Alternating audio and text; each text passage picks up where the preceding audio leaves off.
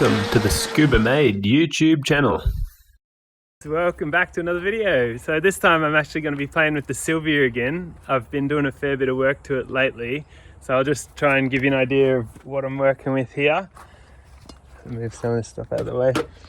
I've got the air filter back on there because I was just going to show, I used to have this down where now I've got this pipe, the airflow meter. I used to run it, I think something about like that, and that's why I had this silver stuff, so it kind of looked like that on there, so kind of hidden. But anyway, it apparently died. Just to give you a quick look inside, that generally you know this is a genuine Z32 because it's, I think, got that orange stuff around there or something like that, or maybe in there's more like better or something. But when you pop that little cover off, that bit up there is like that, as opposed to the fake one, which isn't like that. Anyway, you may see that I've got that part out of there. I've actually turned it into a wiring loom. I made this loom myself, so I just ground that all down, so that can now plug straight into there. And I made it I made it a little bit long, and the plug on the other end is the 6-pin MAF plug for the R35 GTR slot type. And if you see what's going on over here, I've now removed my blow off valve, which used to be just there, and made this thing for it, which was a bit of a mission because it sort of goes down and fills in the hole. I'll show you that later. But I'm trying to mark out where I'm going to put the R35 MAF or F limiter, whatever you call it, MAF, whatever. And I'm thinking right there. I've normally got this big cover here, so it'll be hidden, but you just have to take this off to get to it, so that won't be too bad. And it just tucks away in there sort of nicely. And yeah, I'm considering moving the blow-off valve perhaps to this pipe here. That's just an alloy pipe now, and I was thinking like I could potentially put it in maybe at a little angle like that or something, or somehow like that in there, and then I can plumb it back real easy, and that could work. So that's a thought. And then yeah, and what else, I'm probably going to tuck this loom, see, I made it nice and long so it'll go under there. And what else is really good about this system, the blow-off valve being after the airflow meter, it meters the air, so the computer thinks it's getting that air, but then when the blow-off valve, if it's here, lets that air out, it's already metered, so the computer doesn't know that it now doesn't have that air. So it's better to have the blow-off valve before the airflow meter. So there is an awesome spot. And what else I've read is it should be 4 inches away from a bend, which it is. The bend is this here, so it's 4 inches above that, and it's 1 inch from even this slight kink here, and it's 12 inches from the throttle body. So it's in the perfect spot right there, and it's going to be hidden. I don't know, like to me this is just an awesome upgrade because it'll be hidden. I can run that big purple stack intake thing, whatever you call it, on there if I want, or I just won't have this ugly little 3-inch reduced airflow meter here anymore. So and I'm not going to be running a Z32 in the pressurized side, which I think is a bit dodgy because mine died there, this died, so maybe that wasn't such a good idea, but it sort of worked, but not for very long. So anyway, I'll get this up onto the bench, and then yeah, I'll just show you the bit and I'll start welding it on. I think here it is all on the bench, and here's where I've got the new R35, I think Z33, like 370 or 350 maybe, uses these as well. But yeah, this is off an R35 GTR apparently, so it's a cool like style in there. It's better, it doesn't allow air back through it as easily and everything like that. So it does temperature too, but I haven't got that wide up. I've only got 3 pins wide in there from that loom. And here's the little slot bit that it goes into. It does only go one way, I think it goes that way. So yeah, that goes in there and that goes on your pipe. See how I've got this bit here? This is actually meant for a 3.5 inch pipe. So it doesn't quite fit the radius here properly, which is okay. And it's a bit thinner too, I believe, because you want this to be sitting in the middle of the pipe. So yeah, it should be like about in the middle of the pipe, so it needs to be up a bit higher. So I actually cut this out, and this gave me a good indicator of how hard it is to cut the square hole.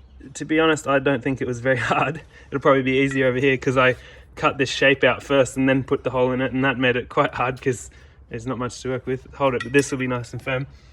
Anyway, that'll just sit on there like that, and then that'll sit on there like that.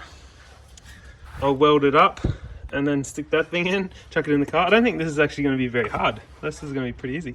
So anyway, let's get that hole started at least, and I'll try and show you how I do it. With that other one, like this little one that I made, I just drilled 4 little holes in the corners. So I'll try and do that again. I'm actually gonna do it a little bit differently because I had this off like this already. I could get the grinder onto both sides. That helped a bit, whereas here I can't get the grinder on the inside, I can only get it on the outside. So I'm gonna just drill a couple of holes in the middle, I think.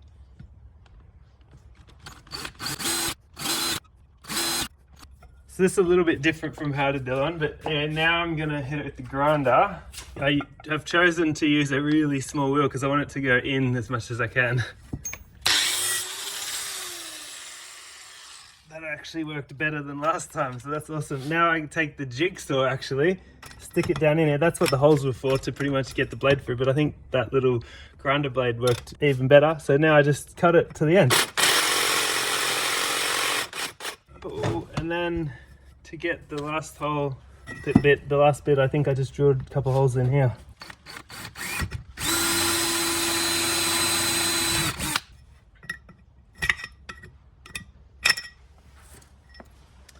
There we go. That's that bit out. Now, it's as simple as hitting it with a file. Just a little bit of a file. It's alloy, so it files real easily. For the first time now, I can finally pop that in and see what it looks like. Sitting there about in the middle. I don't think that could be much better. It's pretty much perfect. Fits in the hole.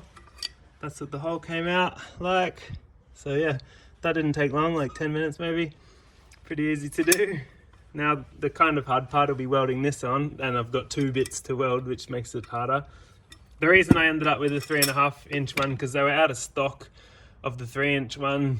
And yeah, I've ordered one online, but it hasn't come yet, so I'm trying to get this done. So yeah, I went with the 3.5, just had to make that, which was a bit of a mess around, but anyway, it'll work. And what I was talking about earlier, I don't know if you can see in there, the way I made that thing, it's got like a bit that goes down and fills the hole, so it should flow air still pretty good in there. That's what I'm thinking. There it is, all welded up. I didn't show the welding because I'm not that good at it, but I got this welded reasonably. The weld's massive though, but there is 2 plates in there, so that's all right. But here's the main thing, it is perfect in the middle there.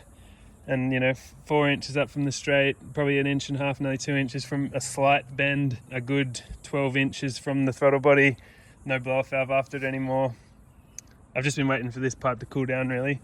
I've rigged up this little thing here, just welded the end onto some 3-inch, and then this thing here for another end. I'm gonna pressure test this, so I'll just set that up and see how it goes. Well, it's holding over 30 psi now with no leaks.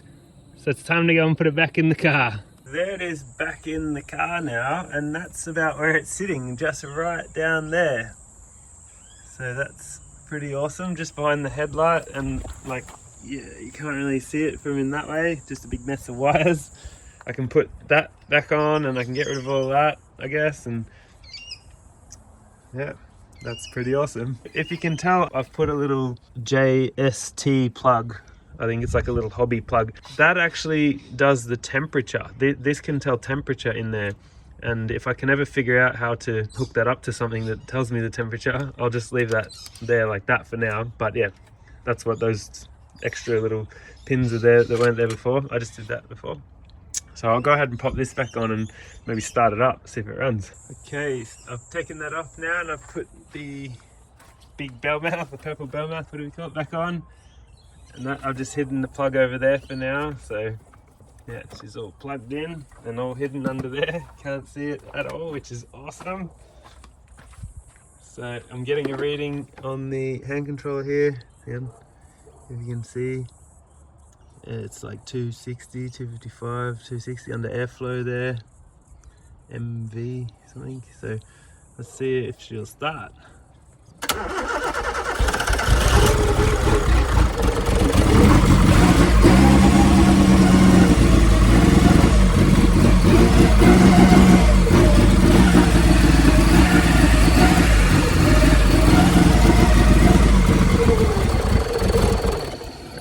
Well, it started.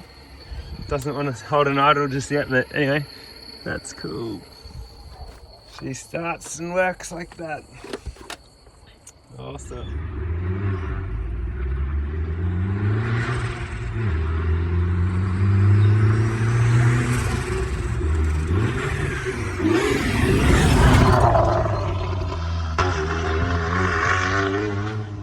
Pretty cool to finally get that done. A little step closer to getting my Silvia ready to finally drift again, I hope. I've actually bought that efflumeter probably 4 years ago. I'm happy with that. Seems like a job well done. So yeah, I'll end her up there, and thanks very much for watching. And if you like, leave a thumbs up and leave a comment if you want, and stick around to see more, because there's a few more things to do here. Hopefully I can get some more videos up. I know I've been struggling with that a bit lately, but anyway, I hope to be doing more. I'm always doing stuff, I'm just not filming so much, so hopefully we can change that soon.